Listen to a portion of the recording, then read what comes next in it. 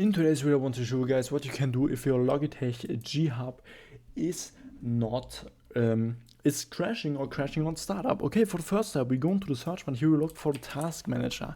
Click on this and here we can look for our CPU and memory usage, and then if this is really high we have to lower this because it causes crashes. So what we can do is to right click on programs we don't need right now and cost much of our CPU and memory, and then enter task. This will fully close the programs that they are not running in the background or something else anymore. After that, we can also click on startup apps, and here we can disable the automatic startup from apps when you turn on your PC. So sometimes these apps, when you have enabled it, the apps running in the background cost much of your energy, and this is really annoying.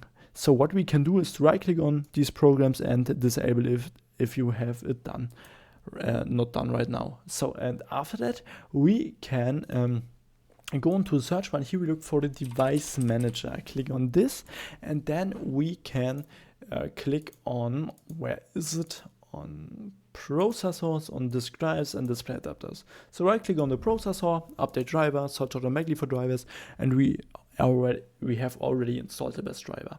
And we do this with all processors, all display adapters and all disk drives. And after that we can also click on sound, video and game controllers, and here we have Logitech R audio or Logitech high definition audio, something like that. So right click on it and then you can disable the device. If you have sound problems after that, you can also enable it again. Okay, and then if I could help you with the video, please leave a like and subscribe, it would help me a lot. If not, write down in the comments, we'll find the solution, and then see you next time.